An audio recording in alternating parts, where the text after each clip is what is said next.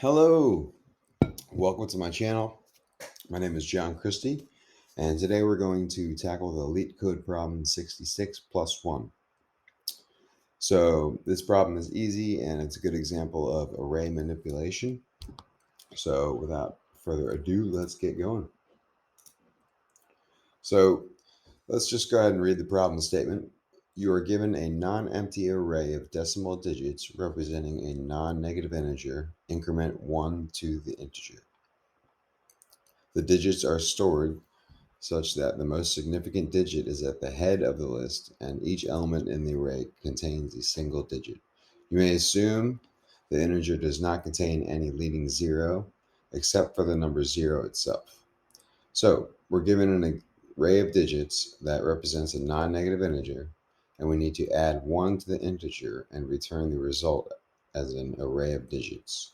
So this might seem super easy, but I guess it's just easy because there is a little a gotcha in here, and we'll go over that.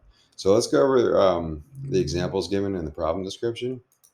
First one, the input is 1, 2, 3, and that's going to represent the integer 123. This one's pretty simple because you just add 1 to that 3 and you get 124, and the output is an array with digits 1, 2, and 4. The next example is very similar. We're just adding 1 to that 1 on the right side, the last element. So 4321 becomes 4322. This is kind of that gotcha where there's a 9, right? You got to carry the 1. So lastly, if we have an array input array of 9, 9, the expected output would be 1, 0, 0. So in this example, if the input array is 9, the expected output will be 1, 0.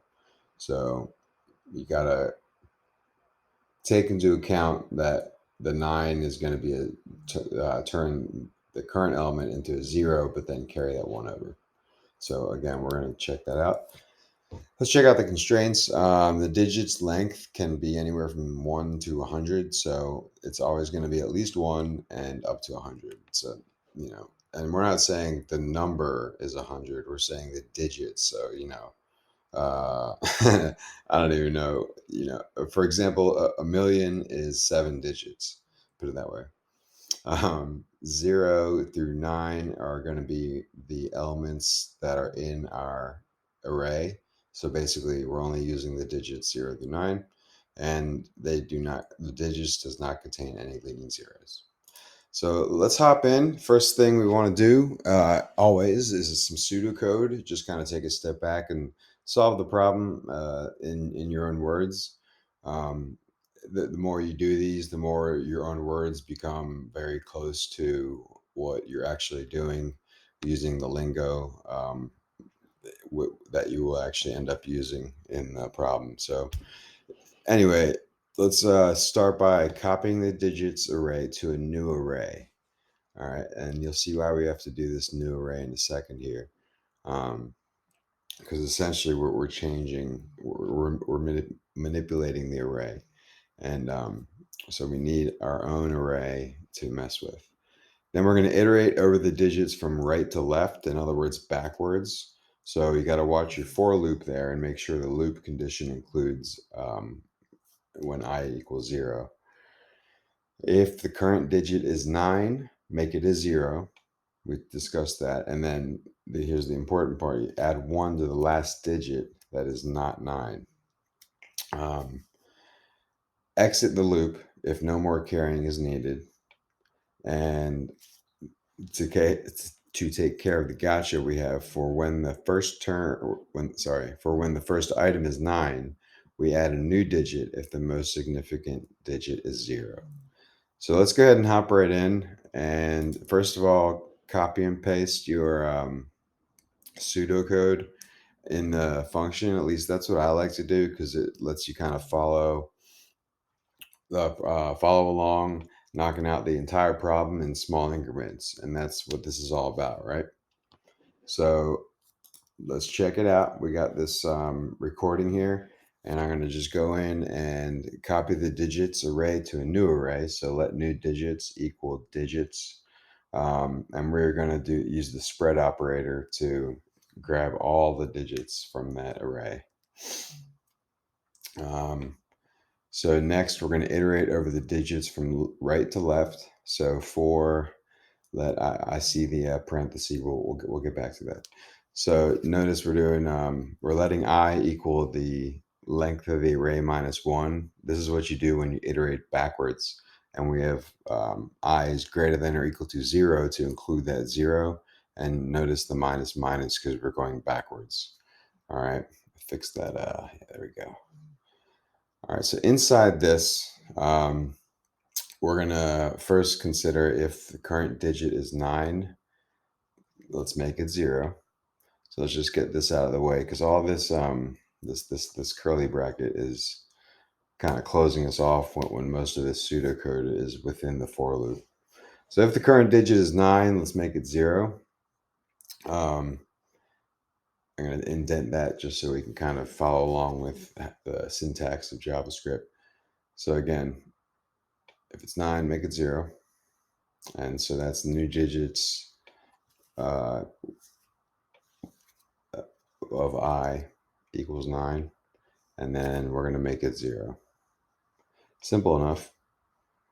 Else, and this is where we're going to include some of the following pseudocode. So we're going to add 1 to the last digit that is not 9. So in new digits, the new digits is going to equal the new digits plus 1.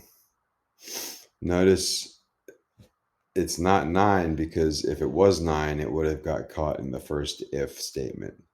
So everything that falls into the else statement is not 9. So we're going to add 1 to it. And then we exit the loop if no more carrying is needed. Now here's kind of that gotcha.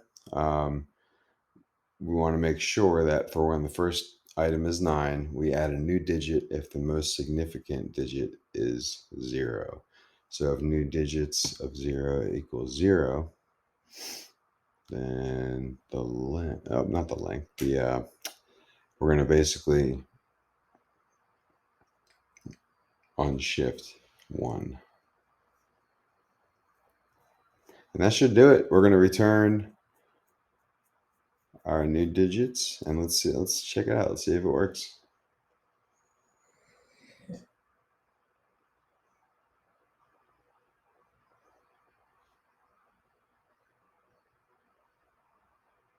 Looks like we got it. Case 1, case 2, case 3. So let's look into space and time complexity now.